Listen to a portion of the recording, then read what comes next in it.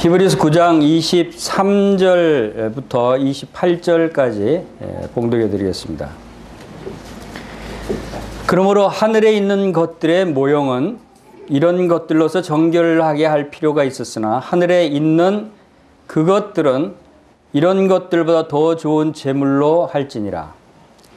그리스도께서는 참것의 그림자인 손으로 만든 성소에 들어가지 아니하시고 바로 그 하늘에 들어가사 이제 우리를 위하여 하나님 앞에 나타나시고 대제사장이 해마다 다른 것에 피로써 성소에 들어가는 것 같이 자주 자기를 드리려고 아니하실지니 그리하면 그가 세상을 창조할 때부터 자주 고난을 받았어야 할 것이로되 이제 자기를 단번에 제물로 드려 죄를 없이 하시려고 세상 끝에 나타나셨느니라.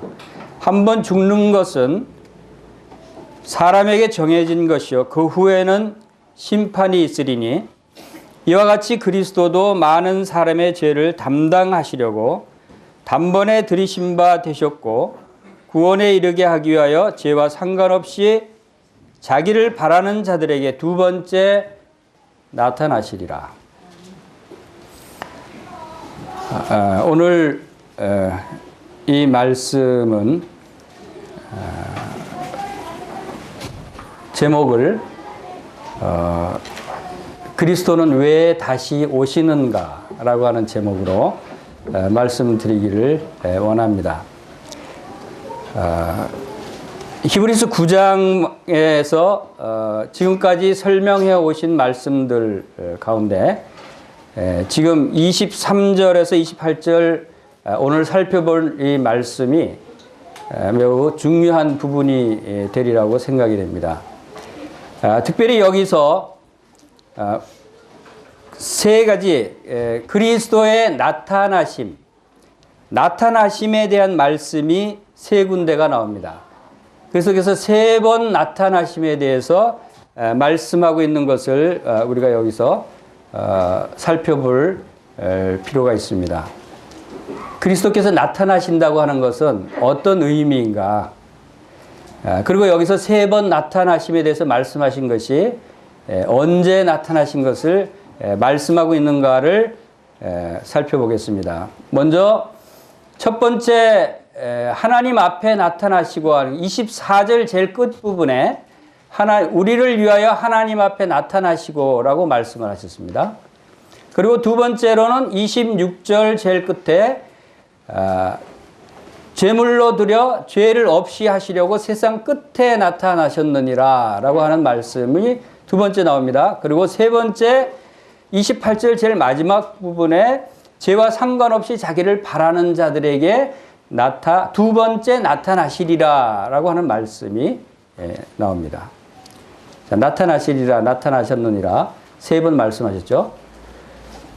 이것을 시간 역사적인 순서대로 말씀을 드리면 26절에서 세상 끝에 나타나셨느니라가 첫 번째 나타나신 부분이고 그 다음에 두 번째 24절에서 하나님 앞에 나타나시고 하는 것은 현재 나타나신 모습입니다.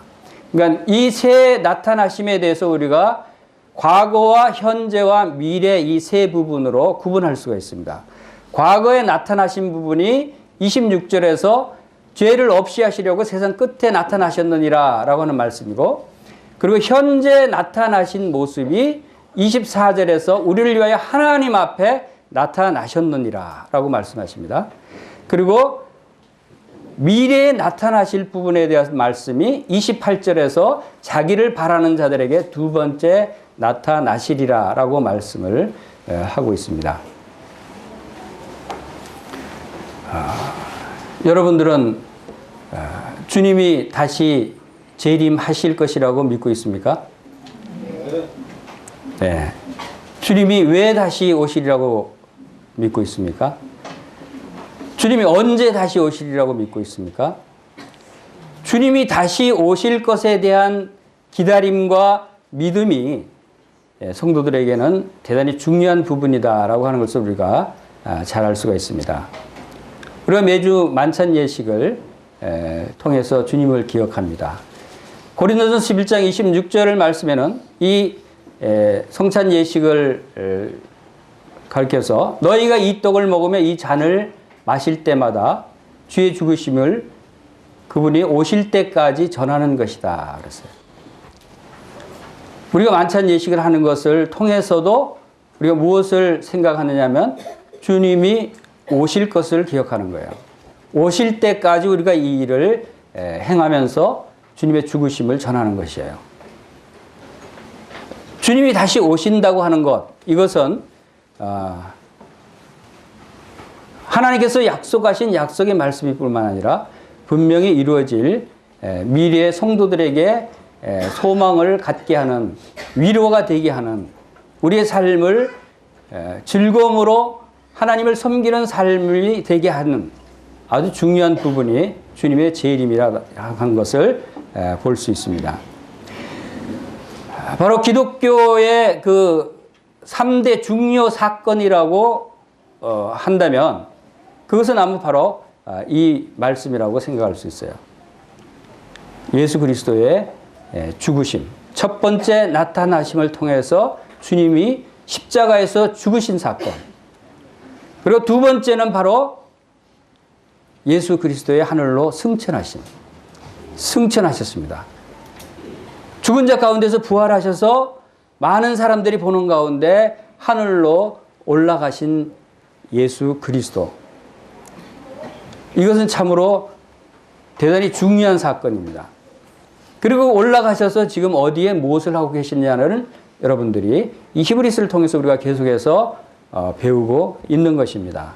그분은 지금 하늘로 올라가셔서 하나님 보좌 우편에서 우리를 위한 대제사장의 직분을 수행하시는, 우리를 위해서 간구하시고 우리를 위해서 도우시고 우리를 하나님의 은혜 보좌 앞으로 인도하시는 대제사장, 그 예수 그리스도가 지금 하나님 앞에 나타나 계시는 모습.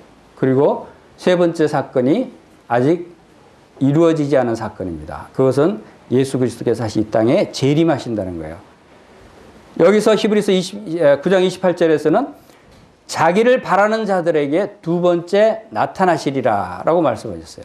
첫 번째 나타나시면 이 지상에 초림, 첫 번째 탄생하셔서 이 지상에서 하나님의 천국 복음을 전하시고 많은 사람들을 구원하시고 그들에게 바로 그들의 죄를 용서하시기 위해서 십자가에서 고난당하시고 죽으신, 그것이 첫 번째 성도들에게 나타나신 주님이시라면 이제 두 번째 다시 나타나실 것이라고 하는 것을 여기서 말씀하고 있습니다. 그런데 이 두 번째 나타나시는 것은 죄와 상관없이 나타나신다 하는 것이 이 히브리서가 지금 설명하고 있는 부분입니다.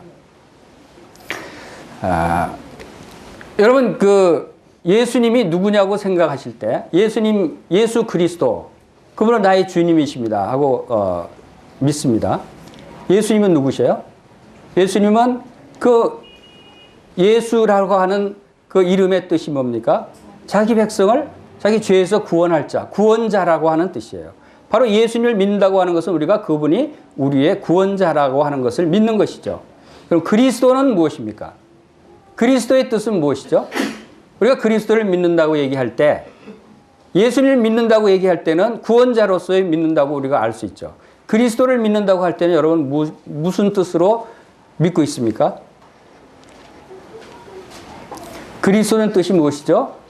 바로 기름 부음 받은 자라고 하는 뜻입니다. 그리스도는. 그럼 기름 부음 받은 자가 무슨 뜻이죠?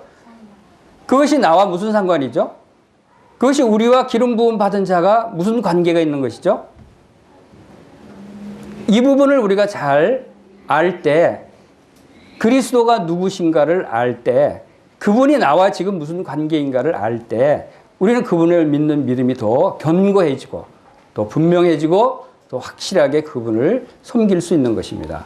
그리스도는 기름 부음 받은 자입니다. 그것이 히브리어는 메시아라는 의미로 이스라엘 백성들이 지금도 기다리는 그 메시아의 의미가 그리스도입니다.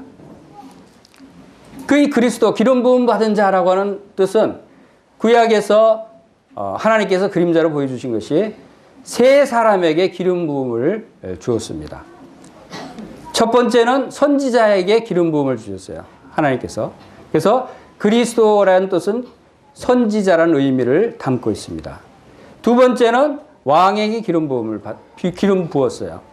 그래서 왕이라는 의미를 그리스도는 갖고 있는 것이죠. 세 번째는 대제사장에게 기름을 부었어요. 자, 그러면 그리스도의 의미는 선지자의 의미를 담고 있기도 하고, 그 다음에 왕의 의미를 담고 있기도 하고, 대제사장의 의미를 담고 있기도 합니다. 자, 이것은 바로 예수님이 갖고 있는 세 가지 직분을 나타내는 것이기도 합니다. 우리가 그리스도를 믿는다고 얘기할 때 바로 이런 의미를 생각하면 그분이 누구인가를 이해하는 데 도움이 되겠죠. 그분은 선지자였어요. 과거에 이 땅에 오셨을 때 선지자 역할을 하셨어요. 그래서 하나님의 말씀을 전하시고, 선지자는 하나님의 말씀을 대언하는 사람이에요. 하나님의 뜻을 전하는 사람이에요. 그래서 이 선지자의 역할은 이 땅에서 주로 행하셨어요. 그리고 현재 그리스도는 무슨 직분을 갖고 있다고 그랬죠? 대제사장이죠. 하늘로 승천하셔서 하나님 보좌 우편에서 대제사장 역할을 하시는 것은 그리스도의 의미가 대제사장에서 기름을 부으셨듯이 그리스도께서는 우리의 지금 현재 대제사장이시라는 것이죠. 물론 지금도 왕이시고 선지자이시지만 주로 주된 역할을 우리가 생각한다면 과거 이 땅에 오셨을 때 선지자 역할을 하셨고, 지금 하나님 보좌 우편에서 우리를 위한 대제사장 역할을 하시는 분이시고, 이제 다시 재림하실 때의 모습은 진정한 만왕의 왕으로 오신다는 거예요. 그래서 과거와 현재와 미래의 세 가지 직분을 우리에게 분명히 나타내시기 위해서 바로 그리스도의 모습으로 오시는 거예요. 자, 오늘 첫 번째, 그 중에서 예수님께서 세상 끝에 나타나신, 이 세상에 오셔서 세상 끝에 나타나신 부분에 대해서 이제 25절, 26절에서 말씀하고 있죠. 대제사장의 해마다 다른 것의 피로서 성소에 들어가는 것 같이 자주 자기를 드리려고 아니하실지니 그리하면 그가 세상을 창조할 때부터 자주 고난을 받았어야 할 것이로되 이제 자기를 단번에 제물로 드려 죄를 없이 하시려고 세상 끝에 나타나셨느니라 그랬어요. 이 세상 끝에 나타나셨다는 주님께서 이 세상에 오셨을 때를 말씀하고 있습니다. 그것을 세상 끝이라고 말씀하고 있는 것입니다. 주님이 이 세상에 오신 것은 바로 우리의 죄를 용서하시기 위해서, 우리를 구속하시기 위해서 자기를 십자가에 고난 받으시고 십자가에서 주님께서 그 피를 흘리셔서 단번에 죽으셨다라고 하는 것을 말씀을 하고 있습니다. 여기서 단번에 제물로 드려서 죽으셨다고 하는 것을 우리가 눈여겨볼 필요가 있습니다. 왜냐하면 지금 구약의 이스라엘 백성들이 드리는 제사와 비교했을 때 이스라엘 백성들은 계속해서 여러 번 반복해서 짐승의 피로 제사를 드릴 수밖에 없었지만 그리스도의 피는 단번에 영원한 속죄를 이루시는 바로 그러한 주님의 피다라고 하는 것을 말씀하시면서 주님의 드려진 제물은 구약에 드려진 제물보다 더 좋은 제물로 드려진 것이다 라고 하는 것을 말씀하고 있고, 또 여기서 27절에서 말씀하고 있는 한 번 죽는 것은 사람에게 정해진 것이요 그 후에는 심판이 있으리리 라고 하는 말씀을 우리가 잘 알고 있습니다. 모든 사람이 다 죽을 수밖에 없는 그러한 사람들이다. 죽지 않은 사람들이 아무도 없다는 것이죠. 이 말씀을 하는 이유는 우리 모든 사람이 다 죽는 것을 기억해야 될 뿐만 아니라 여기서 한 번 죽는 것은 사람에게 정해진 것이요 한 것은 예수 그리스도의 그 제물은 한 번 드려질 수밖에 없다는 것을 말씀하고 있는 것이에요. 예수 그리스도는 사람으로서 제물을 드려주셨기 때문에 사람은 죽었다가 다시 또 살아서 다시 또 제물로 드려지고 하는 반복될 수 없는 것이 사람의 죽음이라는 거죠. 사람이기 때문에 단 한 번밖에 죽을 수밖에 없다고 하는 것을 말씀하고 있고, 바로 이와 같이 단번에 드려주신 예수 그리스도의 이 제물이 우리를 온전케 하고 우리가 히브리서 9장 14절에서 살펴본 바대로 이 한 번으로 우리의 모든 죄를 용서하실 뿐만 아니라 우리의 양심의 죄까지도 온전히 깨끗게 해서 깨끗한 양심으로 하나님을 섬기게 하시는 이러한 그리스도의 제물이다. 그래서 이 제물은 더 좋은 제물이라고 말씀하고 있는 것이죠. 여러분 혹시 아직 이 예수 그리스도를 영접하지 못한 분이 계시면 여러분은 한번 죽는 것이 정해진 것이요. 그 다음엔 무엇이 있다고 그랬죠? 심판이 있다고 하는 이 사실을 여러분들이 분명히 기억하셔야 됩니다. 모든 사람이 죽을 수밖에 없고 모든 사람이 죽은 후에 하나님의 심판대 앞에 서게 된다는 것입니다. 그러나 예수 그리스도의 보혈을 통해서 구속함을 받은 구원함을 받은 하나님의 자녀들은 바로 그 심판을 당하지 않고 멸망을 받지 않고 영원한 생명을 얻게 되는 놀라운 은혜를 입었다고 하는 사실을 여러분들이 믿으시기를 바랍니다.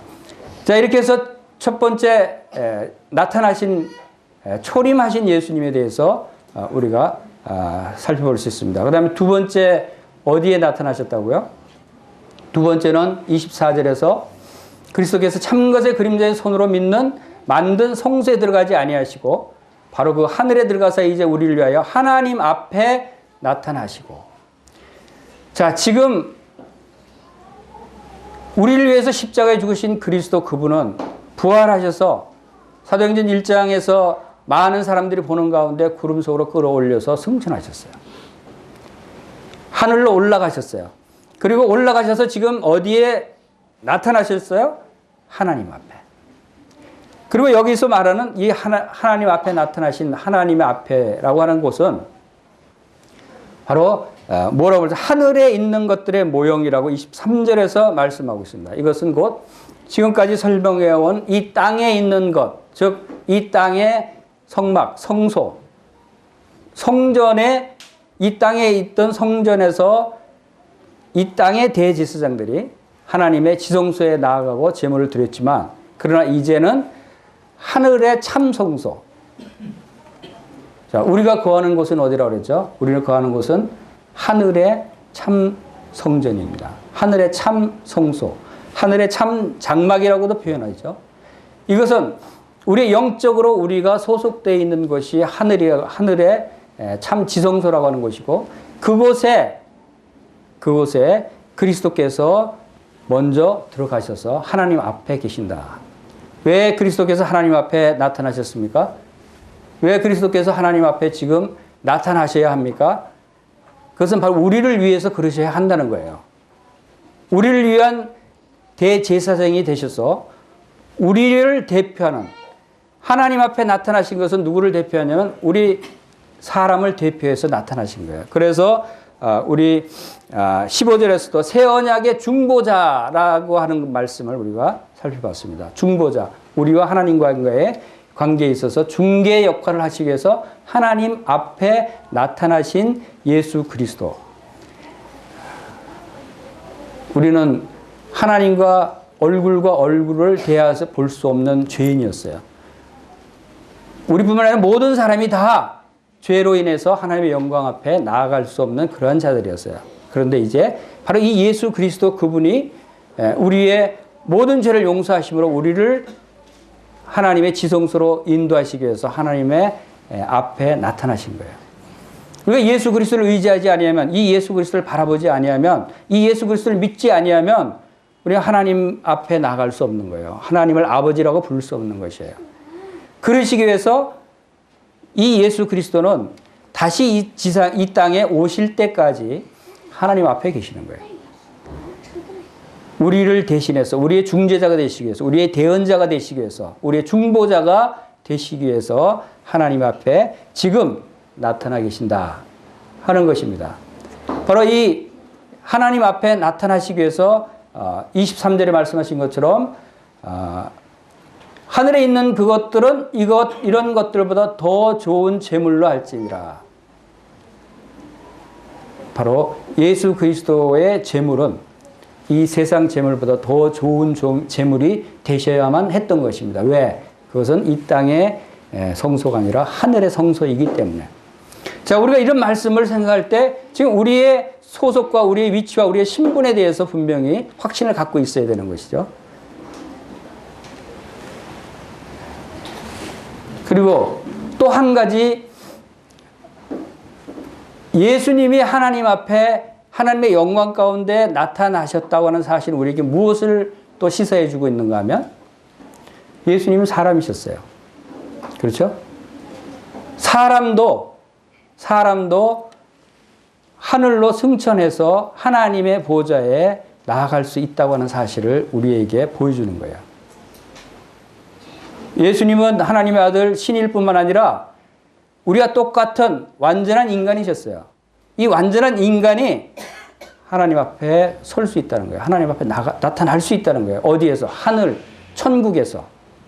그것은 곧 예수님과 똑같이 우리도, 우리 인간의 몸을 입은 우리도 예수님을 통해서 하나님 앞에 나타날 수 있다고 하는 것을 보여주시는 것이에요. 그러기 위해서는 물론 이제 다음에 주님께서 이제 재림하실 때 나타내 보이시는 우리의 몸이 지금의 몸이 아니라 그리스도의 몸처럼 영의 몸으로, 그리스도의 몸과 같이 변화돼서 영의 몸으로 다시 새롭게 부활되는 그 사건이 일어나야 된다는 것이죠. 이러한 것들을 예수님이 앞서서 보여주신 것이다 라고 하는 것을 우리가 여기서 살펴볼 수 있습니다. 자, 이제 세 번째 나타나심은 바로 28절에서 자기를 바라는 자들에게 두 번째 나타나시리라고 하신 말씀, 이것은 무엇을 의미한다고 그랬죠? 바로 재림을 의미하는 것이에요. 예수님이 재림하신다. 예수님이 이 땅에 다시 오신다고 하는 약속은 분명히 이루어질 것입니다. 여러분, 이루어질 것이라고 믿습니까? 예, 근데 대답이 좀 힘이 없습니다. 마라나타가 무슨 뜻이죠? 마라나타가 주 예수여 오시옵소서. 요한계시록 22장 20절에서 이것을 증언하는 이가 이르시되 내가 진실로 속히 오리라 하시거늘 아멘 주 예수여 오시옵소서 라고 한 그 사도 요한의 기록에서 우리는 마라나타를 생각할 수 있습니다. 주님이 분명히 말씀하셨어요. 내가 오리라. 그런데 어떻게 오리라고요? 속히는 무슨 뜻이죠? 빨리. 잘하시네요. 예수님 빨리 오실 건가요? 속히 오실 건가요? 그렇게 말씀하셨잖아요. 속히 오실 거예요. 자, 예수님이 속히 오신다고 하셨는데, 자, 우선 몇 가지. 예수님이 왜 오실까요? 오셔서 무엇을 하시려고? 여러분이 왜 예수님을 기다리세요? 예수님 기다리면 뭐가 좋죠? 왜 예수님을 기다리세요? 예수님은 왜 오셔요? 자, 우리가 이런 사실을, 우리가 지금 예수님이 오신다는 것을 믿고 있어요. 그렇지만 예수님 오셔서 나에게 어떤 일이 일어날 것인가, 또 어떤 일이 이 땅에 일어날 것인가, 예수님 오시면 무엇이 바뀔 것인가, 나는 어떻게 될 것인가, 이런 부분에서 우리가 분명하게 말씀을 통해서 믿음을 갖고 있으면 더 간절히 오시기를 바라지 않겠어요? 그냥 막연하게 오신다고 그랬어. 오시면 좋겠지. 이렇게 생각하고 있는 것보다. 그래서 우리가 하나님 말씀을 분명하게 잘 알고 있는 것이 중요한 것입니다. 주님이 이 세상에 오시는 목적에 대해서 우리가 분명하게 알 수 있다면, 그리고 이 성경 말씀이 어떤 말씀들을 증언하고 있는가를 우리가 살펴본다면 우리는 믿음이 달라지라고 생각이 됩니다. 우리가 왜 성도들의 삶이 이렇게 분명한 주님이 오신다고 하는 약속을 믿고 기다리고 있는데도 불구하고 기쁨이 없고 이렇게 힘이 없고 짜증만 내고 그럽니까? 그것은 이 재림의 약속에 대해서 우리가 분명하게 믿지 못하고 있을 수도 있어요. 기다린다고 하는 것, 여러분 기다리는 것이 좋습니까? 나쁩니까? 기다리는 게 좋죠. 근데 그 기다리는 상대가 누구냐에 따라서 또 달라지죠. 여러분이 만약에 예수를 믿지 않는 분이라면 예수님 오심을 기다리는 것이 즐겁지 않을 것입니다. 그러니까 여러분이 예수를 믿는 분이라면 예수를 기다리는 것이 즐거울 수밖에 없을 것이에요. 우리 예수님이 왜 오시는지, 오시면 어떻게 무엇을 주시기 위해서 오시는지 그것을 우리가 살펴볼 필요가 있습니다. 여러분, 하나님께서 여러분에게 선물을 주셨죠. 여러분 선물 받으셨어요? 네, 선물 받은 분이 몇 분 안 되네요. 근데 선물을 받고, 여러분 선물 받는 거 좋아하시죠? 네, 저도 선물 받는 거 좋아해요. 근데 선물을 누가 이렇게 상자에서 선물을 줬어요. 아, 누가 선물을 줬구나. 참 기뻐, 즐거워. 그리고 그것을 그냥 그대로 이렇게 그 장롱 속에 넣어둡니까? 펴봐야죠. 그 선물이 뭔지 궁금하지 않아요? 하나님께서 여러분에게 선물을 주셨어요. 구원의 선물을 주셨어요. 그렇죠? 구원 은혜로 말미암아 우리에게 주신 선물이 구원이에요. 그 구원의 선물 상자를 여러분 뜯어보셨어요? 그 안에 뭐 어떤 것이 담겨져 있는지? 그 구원의 선물 상자를 열어보셔야 돼요. 그러면 선물 받은 기쁨보다 몇 배 더 큰 기쁨이 있겠죠. 그 안에 실제 무엇이 있는 것을 우리가 발견하고 나면. 근데 많은 사람들이 구원받았다 기쁘다 하고 나서 뜯어볼 생각을 안 하는 것 같아요. 그 안에 내용이 뭔가를 우리가 이게 하나님 말씀을 통해서 성경책을 통해서 우리가 무수히 많은 어마어마한 선물들이 있는 것을 우리가 발견할 수 있는데 그것은 찾아보려고 하지 않고 나 구원받았어. 기뻐 즐거워. 그걸로 만족하려고 해요. 물론 구원의 선물 받은 것 자체로 뭐 더 이상 좋을 거 없겠죠. 그러나 뜯어보세요. 뜯어보시면 더 좋은 것이 분명한 것들이 많이 담겨져 있다는 거예요. 예수님이 재림하신다. 재림하시는 것도 마찬가지예요. 예수님 재림하시면 여러분에게 무엇을 주실 것인가도 한번 뜯어볼 필요가 있지 않아요? 뜯어보고 싶지 않아요? 오시면 과연 나에게 무엇을 주실 것인가? 그 중에 하나가 여기 히브리서 9장 28절에서 두 번째 나타나시는데 어떻게 하시기 위해서 나타나시냐면 28장 그 중간 부분에서 구원에 이르게 하기 위하여 죄와 상관없이 자기를 바라는 자들에게 두 번째 나타나시리라. 구원에 이르게 하신다라고 하는 말씀이 있습니다. 이게 무슨 뜻이죠? 구원 받았는데 또 구원에 이르게 하신대요. 우리가 그 성경에는 이 구원에 대해서 여러 가지 표현들이 있습니다. 그래서 어떤 사람들은 봐라 예수님이 재림하셔야 우리가 구원받는 거 아니냐, 그때 구원에 이르는 거 아니냐 이렇게 잘못 이야기하는 사람들도 있습니다. 그러니까 그런 뜻이 아니죠. 구원에 이른다고 하는 것은 우리가 예수님이 처음에 첫 번째 오셨을 때 세상 끝에 나타나셨을 때 이 세상 모든 죄를 다 용서하시기 위해서 십자가에서 죽으셨어요. 그럴 때 이 세상 모든 사람들의 죄를 다 용서하시고 해결하시고 제거하셨어요. 그 예수님을 믿는 자는 구원함을 얻은 것이에요. 그런데 그 구원은 무슨 구원이라고 얘기할 수 있냐면 우리 영혼의 구원입니다. 우리가 우리 구원을 두 가지로 분류할 수 있어요. 영혼이 구원받는 것과 우리 몸이 구원받는 것. 우리 영혼은 구원받았지만 우리 몸은 아직도 이 죄악된 이 세상에 살고 있는 것이에요. 우리 영의 몸으로 아직 변화되지 못한 것입니다. 그래서 영혼이 구원받은 것은 우리가 예수님을 믿을 때 그분이 하나님의 아들로 우리의 구세주로 오셨고 그분이 이 세상에서 바로 우리의 모든 죄를 담당하시고 십자가에 죽으시고 승천하신 그 예수 그리스도를 믿음으로 우리는 구원함을 얻었다라고 하는 것은 바로 우리 영혼이 구원함을 얻은 것이에요. 우리 영혼이 하나님의 자녀가 된 것입니다. 근데 여기서 말하는 구원에 이른다고 하는 것은 바로 이제 우리 몸의 구원을 이루게 되는 것을 말씀하고 있는 것입니다. 우리 빌립보서 3장 21절 보겠습니다.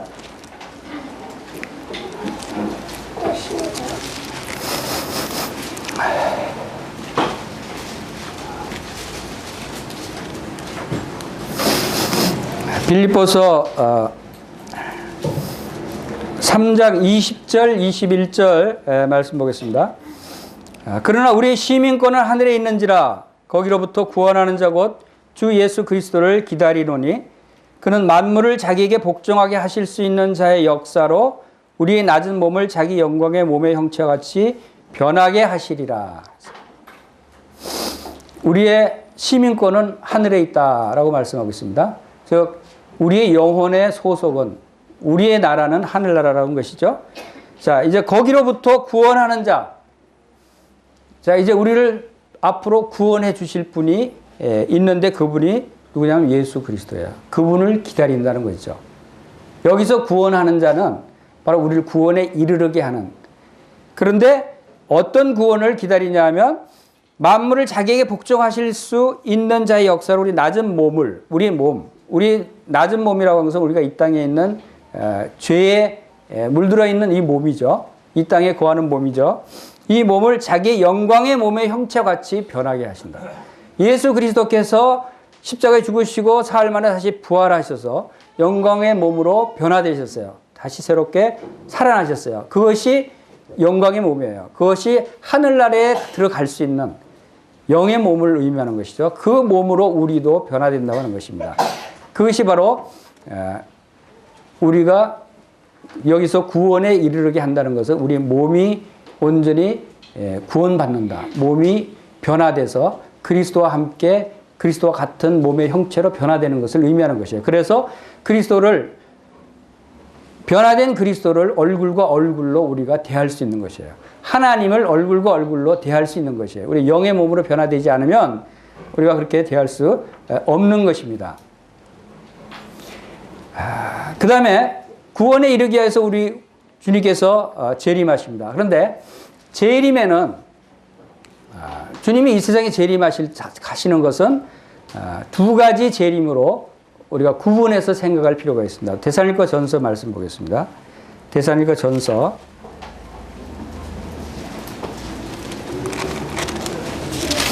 4장 13절입니다.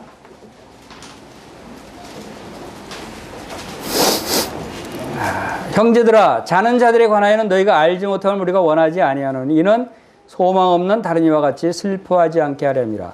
우리가 예수께서 죽으셨다가 다시 살아나심을 믿을진데 이와 같이 예수 안에서 자는 자들도 하나님이 그와 함께 데리고 오시리라. 우리가 주의 말씀으로 너희에게 이것을 말하노니 주께서 강림하실 때까지 우리 살아남아 있는 자는 자는 자보다 결코 앞서지 못하리라. 주께서 호령과 천사장의 소리와 하나님의 나팔 소리로 친히 하늘로부터 강림하시리니 그리스도 안에서 죽은 자들이 먼저 일어나고 그 후에 우리 살아남은 자들도 그들과 함께 구름 속으로 끌어올려 공중에서 주를 영접하게 하시리니 그래야 우리가 항상 주와 함께 있으리라. 그러므로 이러한 말로 서로 위로하라. 특별히 데살로니가 전서와 데살로니가 후서가 주님의 재림에 관한 말씀을 나타내고 있습니다. 그 중에서 데살로니가 전서는 주님이 공중 재림에 대해서 말씀하고 있고 데살로니가 후서에서는 주님의 지상 재림에 대해서 말씀하고 있어요. 그것이 무엇이 다른가 하면 여기서 살펴본 대로 하늘로부터 강림하시리니 그리스도 안에서 죽은 자들이 먼저 일어나고 우리 살아남은 자들도 그들과 함께 구름 속으로 끌어올려서 공중에서 주를 영접하게 하신다는 말씀이에요. 이것은 공중 재림 때 주님이 재림할 때 두 가지 단계가 있다는 거예요. 공중에서 우리를 끌어올리신다는 거예요. 이것이 이제 그 자세히 설명하게 되면 길어지겠지만 주님이 마지막 때 이 땅에 7년 환난 기간이 있다고 말씀하셨습니다. 이 땅을 심판하실 기간입니다. 이 땅을 심판하실 기간 동안에 성도들을 그 심판, 환난 기간에서 피하게 하기 위해서, 보호하기 위해서 성도들을 먼저 공중으로 끌어올린다는 거예요. 그것이 휴거라고 하는 단어로 우리가 알고 있는 뜻입니다.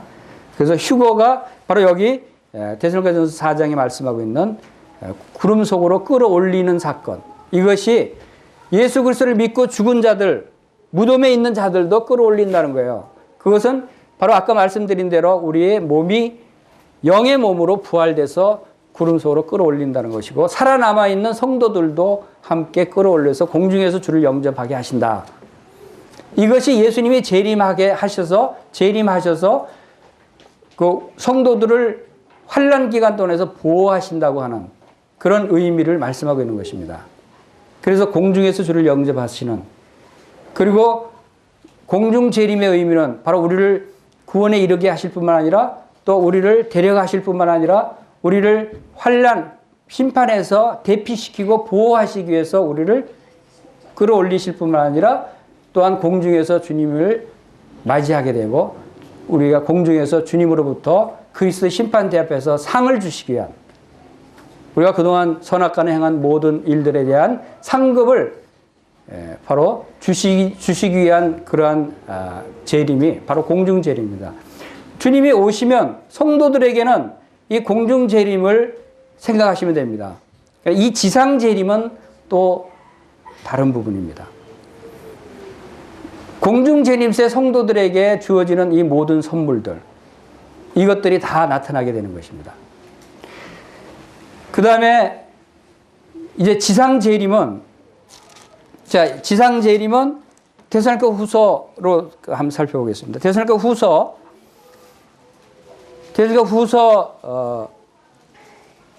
1장 6절에 보면은, 너희로 환난을 받게 하는 자들에게는 환난으로 갚으시고 환난을 받는 너희에게는 우리와 함께 안식으로 갚으시는 것이 하나님의 공의시니, 주 예수께서 자기의 능력의 천사들과 함께 하늘로부터 불꽃 가운데 나타나실 때 하나님을 모르는 자들과 우리 주 예수의 복음을 복종치 않는 자들에게 형벌을 내리시리니, 이런 자들은 주의 얼굴과 그 힘의 영광을 떠나 영원한 멸망의 형벌을 받으리로다.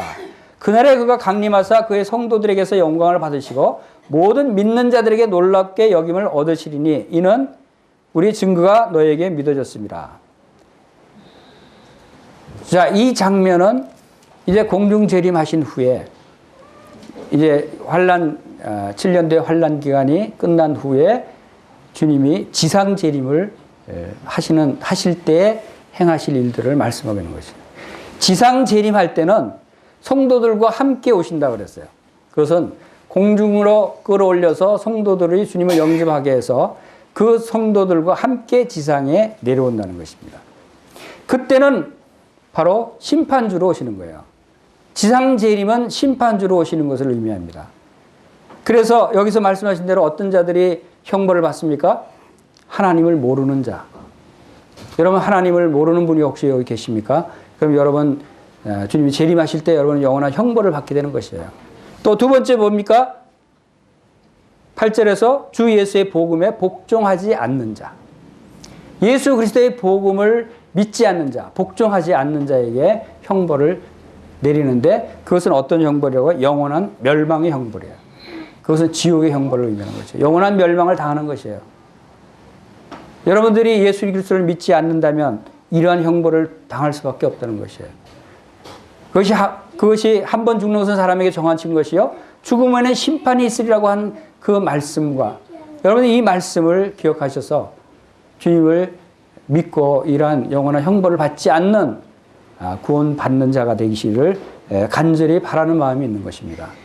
여러분, 예수님을 믿지 않으면, 복음을 복종하지 않으면 분명히 예수님이 다시 오실 때 영원한 형벌을 받는다라고 하는 사실을 여러분들이 기억하시기 바랍니다.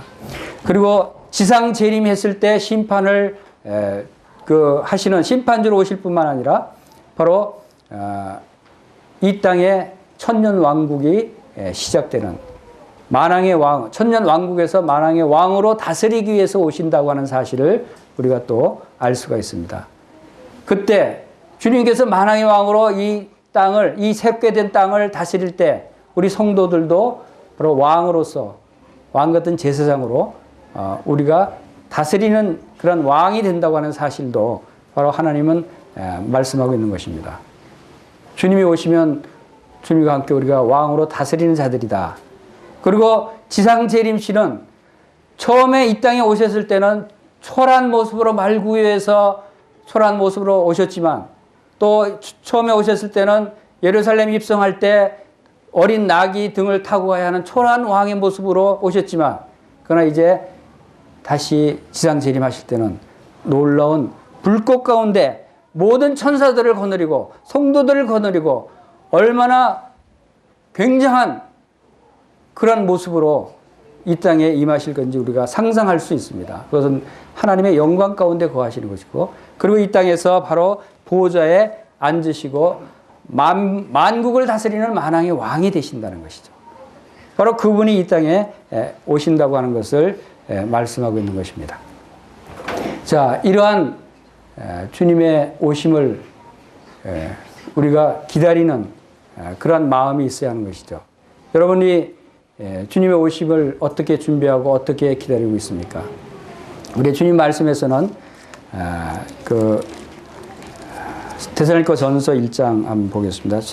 데살로니가 전서 1장에서 데살로니가 교회 성도들이 참으로 이렇게 주님의 오심을 간절히 기다리는 그러한 모습이었던 것을 우리가 알 수 있는 것이, 데살로니가 전서 1장 10절에서 죽은 자들 가운데서 다시 살리신 그의 아들이 하늘로부터 강림하실 것을 너희가 어떻게 기다리는지를 말하니 이는 장래 노하심에서 우리를 건지시는 예수시라. 데살로니가 성도들은 주님의 오심을 분명히 믿고 기다렸던 것 같아요. 그리고 그들이 간절히 기다렸던 것 같아요. 그리고 그 기다리는 삶의 모습이 기다리는 자에 합당한 삶을 살았던 것 같아요. 그것이 기다리는 자의 모습이 어떤 자의 모습인가를 우리가 데살로니가 전서를 통해서 우리가 배울 수 있다고 생각이 됩니다. 이는 장래 노하심에서 우리를 건지시는 예수라. 장래 이 땅을 심판하실 그 예수님, 거기서 우리를 건지신다고 그러셨어요. 예수님을 믿는 성도들은 장래 노하심에서 이 세상을 심판하실 때 건짐을 받는다. 피해야 할 수 있게 미리 공중으로 끌어올리시는 주님이시다는 것을 알 수 있죠. 자, 그들이 어떻게 기다렸을까요? 여러분들은 어떻게 주님을 기다리십니까? 예수님이 분명히 재림하시고 다시 오실 것을 믿고 있다면 우리가 어떻게 기다려야 될까요? 우리 베드로후서의 3장 11절 말씀에도 387쪽에 이 모든 것이 이렇게 풀어지리니 너희가 어떠한 사람이 되어야 마땅하냐 거룩한 행실과 경건함으로 하나님의 날이 임하기를 바라보고 간절히 사모하라. 그날에 하늘이 불에 타서 풀어지고 물질이 뜨거운 불에 녹아지려니와 우리는 그의 약속한 대로 의의가 있는 곳인 새하늘과 새 땅을 바라보는도다 라고 말씀하고 있죠. 11절에서 너희가 어떠한 사람이 되어야 마땅하냐라고 말씀하고 있어요. 이 마지막 때 주님의 오심을 기다리는 성도들이 어떠한 사람이 되어야 될까요? 여기서는 베드로후서 3장에서는 첫 번째 거룩한 행실, 그리고 두 번째 경건함. 우리가 거룩하게 살아야 되고 경건함으로 살아야 될 뿐만 아니라 세 번째 뭐라고 말씀하십니까? 하나님의 날이 임하기를 바라보고, 하나님의 날이라고 하는 것은 주님의 재림의 날을 얘기하는 거예요. 하나님의 날이 임하기를 바라보고 사모하는데 간절히 사모하라는 거예요. 주님의 기다림을 간절히 기다리라는 것이에요. 그리고 데살로니가 전서로 돌아와서 데살로니가 전서 1장에서 데살로니가 그 성도들은 어떤 모습으로 기다렸냐 하면 1장 3절에서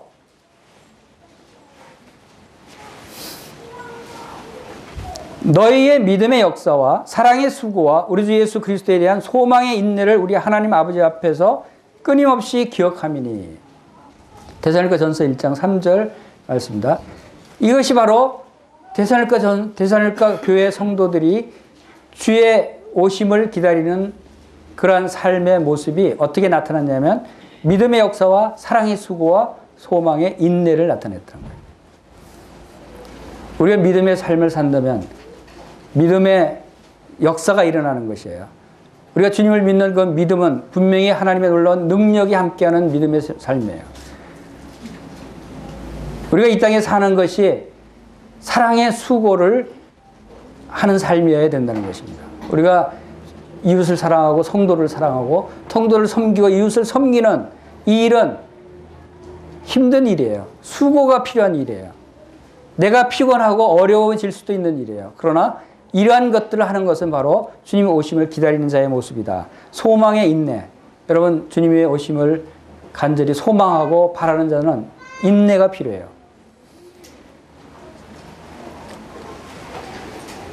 주님께서 이렇게 영광 가운데 우리에게 놀라운 구원에 이르게 하는, 하나님의 영광에 이르게 하는 놀라운 일들을 주시기 위해서 이 땅에 오실 주님을 우리가 간절히 기다립니다. 여러분은 기분이 즐겁습니까? 즐겁지 않습니까? 제가 그 기다림의 즐거움에 대해서 한번 경험한 적이 있는데, 제가 그 전에 집이 없었을 때 아이들이 이제 아들과 딸이 어린아이가 점점 커가면서 방 2칸짜리 전세에 살고 있었어요. 근데 아이들이 커가니까 방 2칸, 아이들 방을 하나씩 다 따로따로 줘야 될 상황이었어요.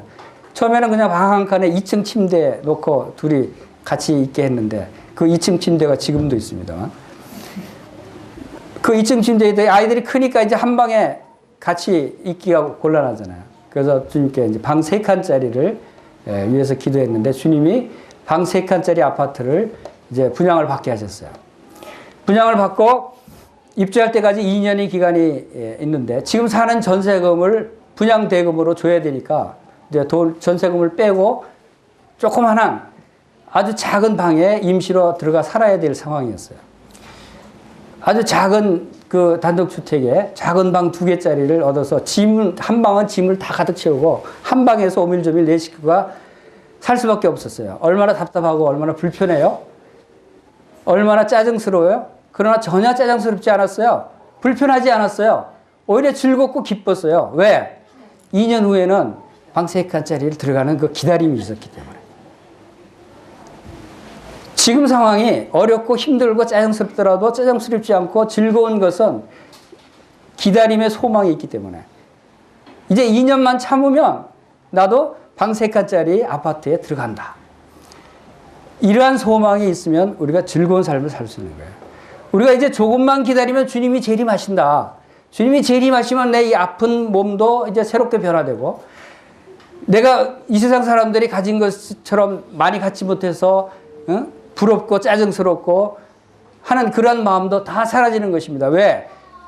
모든 것을 가지신 하나님의 자녀가 돼서 모든 것을 상속받는 상속자가 되기 때문에 우리가 주님이 다시 오시면 우리에게 상속받는 것이에요. 우리 마태복음 24장에 봅시다. 마태복음 25장 31절에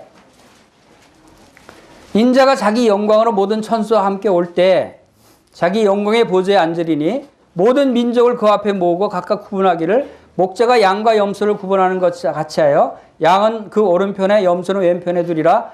그때 임금이 오른편에 있는 자들에게 이르시되 내 아버지께 복받을 자들이여 나와 창세로부터 너희를 위하여 예비된 나라를 상속받으라. 주님이 다시 재림하실 때 우리는 주님이 약속하신 영원한 기업, 하나님의 나라, 이 영원한 나라를 상속받는 것이에요. 실제로 상속받는 것이에요. 우리가 지난 시간에 그 히브리서 9장 15절에서 15절, 16절, 17절에서 우리는 영원한 기업을 상속받을 상속자라는 그 말씀을 살펴봤습니다. 하나님의 자녀가 되는 권세는 뭐라고 그랬죠? 하나님께 상속받을 상속자라는 것을 우리에게 말씀하고 있는 것이에요. 그 우리에게 약속된 영원한 기업, 그 하늘나라가 언제 상속되느냐 하면 주님이 다시 이 땅에 오실 때 상속된다고 하는 사실을 우리가 여기서 볼 수 있죠. 우리는 상속자들이에요. 이 상속받을 날을 기다리고 있는 거예요. 즐겁지 않아요? 기쁘지 않아요? 행복하지 않아요? 지금 비록 이 땅에 마구간에 소가 없고 우리의 양이 없고 비록 밭에 채소가 없고 무화과 나무에 열매가 없을지라도 우리는 기쁘고 즐거울 수 있는 거예요. 은행 통장에 돈이 없고 집이 없고 내가 비록 초라하고 가난할지라도 우리에게는 이 영원한 하늘나라가 상속될 그날이 우리에게 이제 곧 온다고 하는 사실이에요.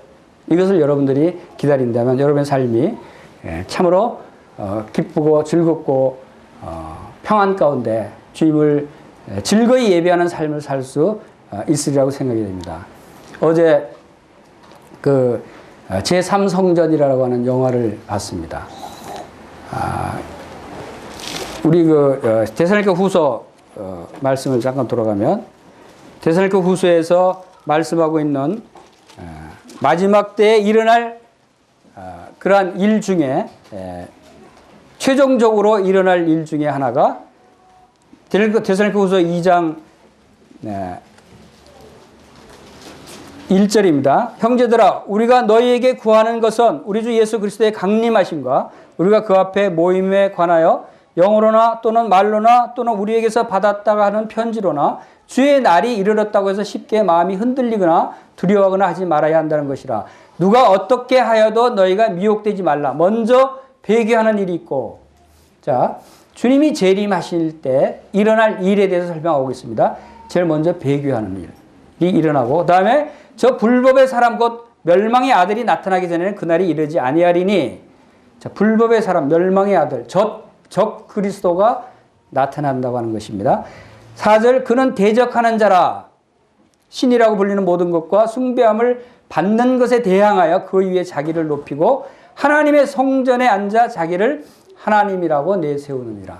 자, 주님이 재림하시기 전에, 자, 이것은 특별히 주님이 지상에 재림하시기 전에 분명히 일어나야 될 사건을 말씀하고 있는 것인데 그 말씀 중에 하나가 뭐냐면 하나님의 적그리스도가 하나님의 성전에 앉아서 자기가 하나님이다라고 하는 그러한 선포를 하고 온 모든 사람들을 통치하고 다스리게 된다는 것이에요.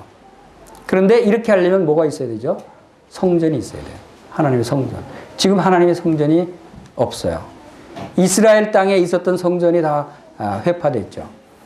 하나님의 성전, 솔로몬 성전이 회파되고 스룹바벨 성전이 회파되고 이제 남은 세 번째 성전이 지어져야 이 일이 성취되는 것이에요.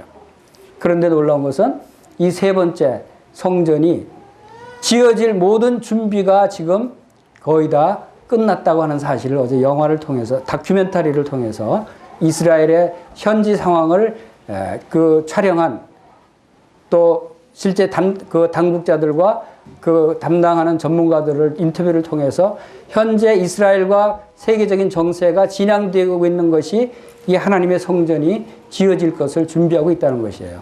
그리고 그것이 그 전문가들 얘기는 5년 내지 10년이면 지어진다.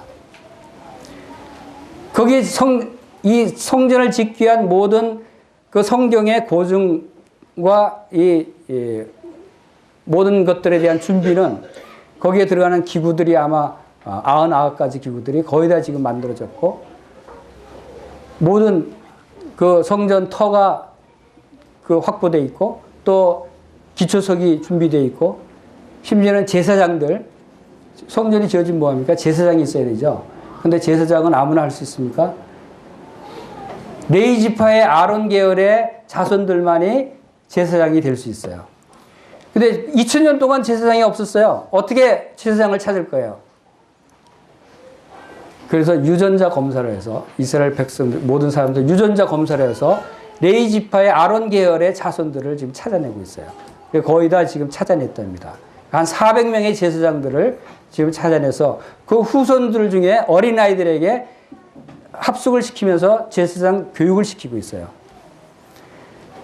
그런 일이 지금 행해지고 있을 뿐만 아니라 문제는 지금 모든 것이 다 준비되고 설계가 준비되고 기구가 준비되고 모든 재료들이 다 준비되어 있다 할지라도 성전이 세워질 자리가 중요한데 그 자리는 하나님이 지시한 땅 모리아산에 세워져야 하는데 옛날 솔로몬 성전에 지어졌던 그 자리에 세워져야 되지 않겠어요? 근데 그 자리는 지금 이슬람 황금돔 사원이 딱 들어서 있는 거예요.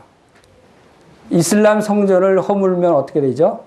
전 세계 70개 이슬람 국가들이 단결해서 일어나서 전쟁이 일어날 것이겠죠. 그러나 유대인들은 두 가지 방법 중에 분명히 하나님께서 하실 것이다 라고 선포합니다. 전쟁을 통해서 그것을 빼앗게 하거나 아니면 중동 평화협정을 체결해서 거기에 공존하게 하든가. 그 황금돔 사원과 하나님의 성전이 함께 나란히 있게 하자는 거죠. 그런데 그 고증을 통해서 점검해 보니까 하나님의 지성소에 언약궤가 서 있는 자리는 황금돔이 있는 바로 그 핵심 그 자리에서 100m 옆이래요. 그러면 그 100m 옆자리에 하나님의 성전을 지어도 된다는 것이죠. 거기서 성서적이라는 거죠. 그러면 싸우지 않고 전쟁이 일어나지 않고 아랍군과 이스라엘이 같이 평화협정을 맺어서 우리 같이 공동으로 여기에 사용하자라고 하는 평화협정으로 그것이 가능해질 수 있는 거죠. 어쨌든 모든 것이 준비되어 있고 그 성전 터까지도 확보되어 있고 이제 그것을 어떻게 지을 것인가, 전쟁이냐 협상이냐, 이것만 남아있는 것이다. 여러분 중동 그 정세를 뉴스를 들을 때 아마 눈여겨보시기 바랍니다. 이 일이 옛날 클린턴 대통령 때 아랍권과 이스라엘 대표들이 같이 의견을 나눴던 일 중에 하나입니다. 그때 클린턴이 제안한 것은 그러면 같이 거기에 있으면 되겠네, 이렇게 제안한 그 일도 인터뷰에서 나왔습니다. 자, 아무튼 이 일이 예수님이 다시 재림하시기 전까지 일어나야 될 모든 일들이, 이 일뿐만 아니라 모든 세계 정세와 모든 일들이 주님이 오심에 가까운 일로 하나하나 착착 준비돼 가고 진행돼 가고 있다는 것이고, 그것이 멀지 않아 일어날 수도 있다고 하는 사실이 많은 증거들을 통해서 나타내고 있습니다.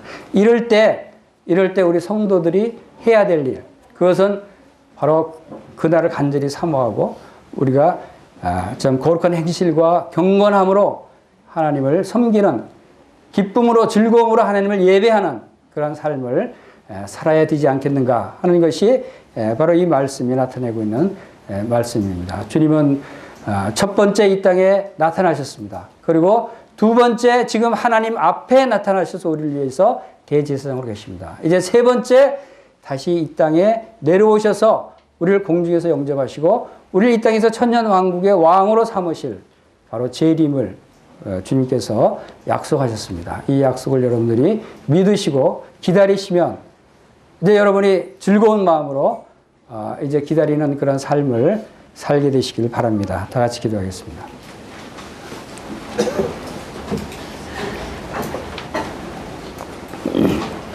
아버지 하나님, 저희들에게 놀라운 약속의 말씀을 주시고 또한 주님께서 저희들을 하나님의 자녀로 삼으셔서 저희들로 하나님의 상속자로 삼아주신 놀라운 은혜를 생각할 때 감사를 드립니다. 또한 이 놀라운 일이 이제 주님이 곧 다시 재림하시는 그날 이제 저희들에게 이루어질 것을 생각할 때 감사를 드립니다. 아버지, 저희들이 영원히 구원을 받았을 뿐만 아니라 이제 주님께서 다시 오시는 그날 우리 몸이 주님의 몸과 함께 주님의 몸과 같이 변화될 것을 생각할 때 참으로 감사를 드립니다. 이제 또한 저희들이 주님의 놀라운 영광 가운데 함께 이 땅을 다스릴 왕으로 오시는 주님을 뵙게 될 것을 생각할 때 감사를 드립니다. 아버지 하나님, 저희 가운데 또 저희 가족 가운데 저희 이웃 가운데 아직 이 놀라운 주님의 오심을 준비하지 못하고 있는 분이 계시면 주님께서 그들을 긍휼히 여기시고 그들도 우리 주 예수 그리스도를 믿음으로 주님의 오심을 예비하며 주님의 오심을 기다릴 수 있도록 주님께서 은혜를 베풀어 주시기를 간절히 원합니다. 이 시간을 함께 하신 것을 감사를 드리며 우리 주 예수님의 귀하신 이름으로 감사하며 기도하옵나이다. 아멘.